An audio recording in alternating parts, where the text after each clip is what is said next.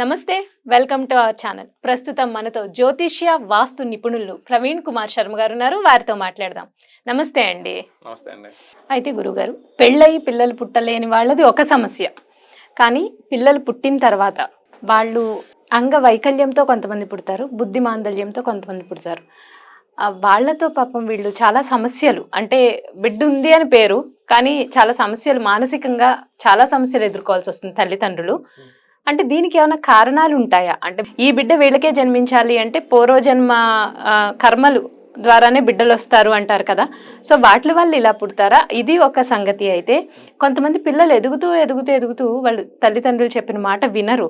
కొన్ని బయట అల్లరి చిల్లర పనులు చేస్తూ పాపం వీళ్ళకి ప్రశాంతత, అంటే వీళ్ళు ఏ స్థితికి వచ్చేస్తారంటే తల్లిదండ్రులు అసలు వీళ్ళు లేకపోయి ఉంటే బాగుండేది కదా, పిల్లోడు అంటే లేనప్పుడేమో లేని వాళ్ళ సమస్య వేరే బాధ ఉంటుంది. పాపం లాస్ట్ వీళ్ళ స్థితి అలా అయిపోతుందండి. అంటే ఎవరితో చెప్పుకోవాలి, నా కొడుకు ఇలా చేస్తున్నాడు అంటే నీ పెంపక లోపం అంటారు. కానీ పెంపక లోపం ఎవరు వాళ్ళ పిల్లాడిని కావాలని రోడ్డు మీదకి వెళ్ళి నువ్వు తాగి తందనాలు అన్న అని ఎవరు పంపించరు.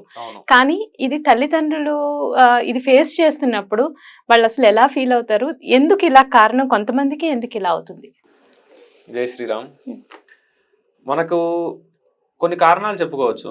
ఒకటి, ఒక మనిషినే కాదు, ఈ 82 లక్షల జీవరాశుల్లో ఏ పుట్టుక ఉన్నా గానీ దాని పరమార్థం ఏంటంటే పూర్వజన్మలో చేసుకున్న దాని గురించి అనుభవించడం కోసమే ఈ జన్మలో పుడతారు. పూర్వజన్మ కృతం పాపం వ్యాధి రూపేణ బాధిత, అంటే పూర్వజన్మలో చేసుకున్న పాపం ద్వారానే ఈ జన్మలో వ్యాధుల రూపంలో అనుభవిస్తూ ఉంటాం. అది ఆ పాపం పోతుంది అంటే, ఇక్కడ ఈ అనుభవిస్తున్నాం అంటే ఆ పాపం పోతుంది. అయిపోతున్న తర్వాత అప్పుడు ఎప్పుడైతే ఆ చేసుకున్న పాపం నివృత్తి పోతుందో అప్పుడు మనం సుఖాలు అనిపించడం మొదలు పెడతాం అనమాట. అలానే ఇప్పుడు దీని గురించి ఒక చిన్న కథ చెప్పుకుందాం. పూర్వం విష్ణుమూర్తి దర్శనం కోసం సనక సనందాదులు దర్శనం కోసం వెళ్తారు. వెళ్తే ఇక్కడ జయ విజయులు ద్వారపాలకులు ఇద్దరు లోపలికి వెళ్ళడానికి అంగీకరించారు అనమాట. వీళ్ళిద్దరు కూడా ఆ ఋషుల్ని, స్వామివారు ఏకాంతంగా ఉన్నారు, ఇప్పుడు ఆయన్ని దర్శించుకోవడానికి కుదరదు అని చెబుతారు. వీళ్ళు ఇదే సమయంలో ఋషులకి సమయం ఏముండదు, మేము కలుస్తాము అని చెప్పేసి వాళ్ళతో వాదన దిగుతారు. వీళ్ళిద్దరు జయ విజయులు ఇద్దరు గర్వంతో ఉంటారు, అహంకారంతో ఉంటారు. స్వామివారి దగ్గర మేము పనిచేస్తున్నాము, స్వామివారి దగ్గరే ఉంటున్నాము, ఆయన పాదాల దగ్గరే ఉంటున్నాము, మాకున్న అదృష్టం ఎవరికి లేదు, అట్లనే మమ్మల్ని మాతో అంటారు అని చెప్పేసి వీళ్ళని వెళ్ళనివ్వరు అనమాట.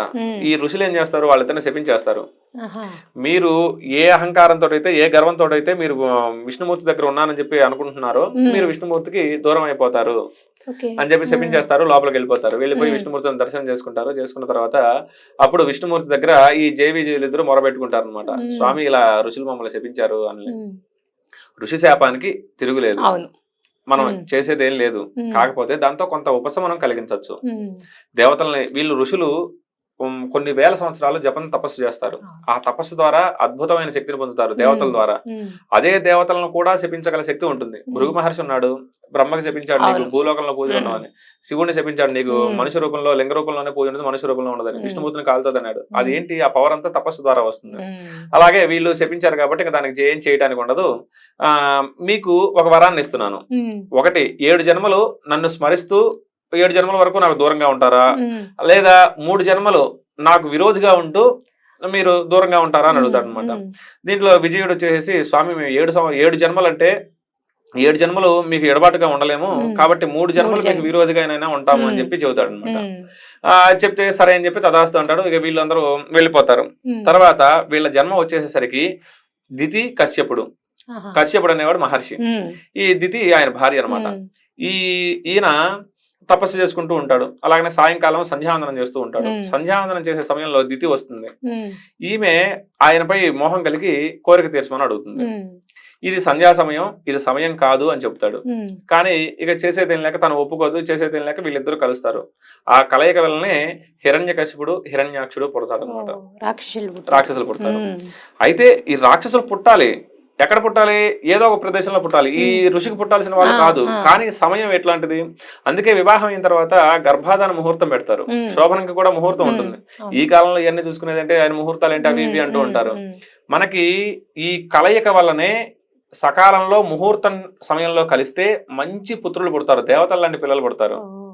ఎప్పుడైతే ఆదివారాలు కలవకూడదు, గర్భాధాన ముహూర్తం కూడా ఉండదు, ఆదివారం, ఏకాదశి, అలాగే పర్వదినాలు, ఈ పండగల రోజుల్లో, అలాగనే పౌర్ణమి, అమావాస్య, అష్టమి, నవములు, ఏకాదశి, ఈ తిథుల్లో, ఈ వారాల్లో, ఈ పండగల్లో కలిస్తే ఈ బీజం గనక వాళ్ళలోకి వెళ్ళి అదే పిండంగా మారింది అంటే ఇట్లాంటి వాళ్ళే పుడతారు.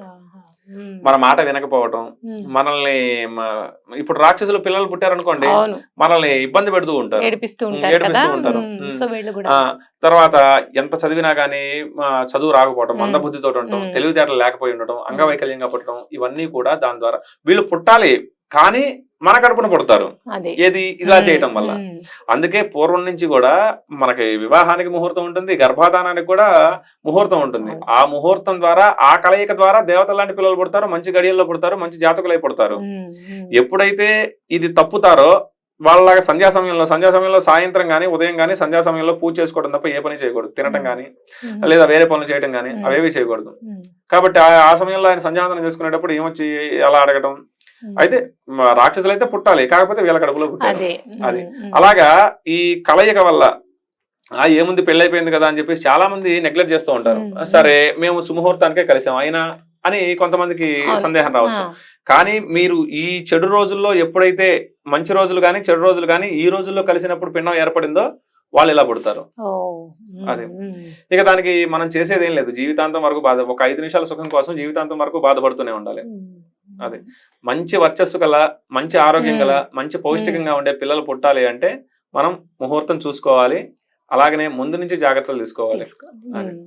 పుట్టేవాడు ఎవడో ఎక్కడో పుట్టాల్సింది మన కడుపున పుడతాడు, మనం పాపం చేసుకోవటం వల్ల, అలాగనే ఈ కర్మలు చేయటం వల్ల. కాబట్టి ఈ కథ అంతా ఎందుకు చెప్పానంటే, మనం చేసే పని ముందు నుంచే, మొదటి నుంచే, మొక్క నుంచే చేసుకుంటూ ఉంటే ఇటువంటి బాధలు ఉండదు. పోని మనం చేసుకున్న పూర్వజన్మ పాపం వల్ల, ఆ పిల్లలు చేసుకున్న దాని వల్ల అలా పుట్టారు అనుకోండి, దానికి దక్షిణామూర్తి పూజ చేసుకోవటం చాలా విశేషం. దక్షిణామూర్తి స్తోత్రాన్ని పారాయణం చేసుకున్నా లేదా దక్షిణామూర్తికి పూజ చేసుకున్నా గానీ విశేషమైన ఫలితాలు పిల్లల ద్వారా పొందవచ్చు అన్నమాట. అంటే పిల్లల చేత చేయించాలండి, మనమే చేయొచ్చా? 90% పిల్లలతోటి చేయించాలి. పిల్లలకి కుదరకపోవటం ఉండదు. చిన్న పిల్లలు అయితే వాళ్ళతోటి చేయించడానికి కుదరకపోతే, ఇప్పుడు పిల్లాడికి ఆకలిగా ఉంటుంది, తల్లిదండ్రి తింటే వాడికి పిల్లాడికి కడుపు ఉండదు కదా, వీలైనంత వరకు కూడా ఆ పిల్లాడితో ఆ పాపతోటి చేయించాలి. అదే మీరు చెప్పినట్టు వాళ్ళు తినకపోతే మనం భయపెట్టో బ్రతిమాలో ఎలా అయితే తినిపిస్తామో, ఈ పూజ చేసే విధానంలో కూడా వాళ్ళని భయపెట్టో లేకపోతే దీని ద్వారా ఇది మంచి జరుగుతుందని పుడతారు. అలాగే ఏం చేయాలి అనేది ఒక చక్కని పరిష్కారం చెప్పారండి. ధన్యవాదాలు గురుగారు. నమస్తే.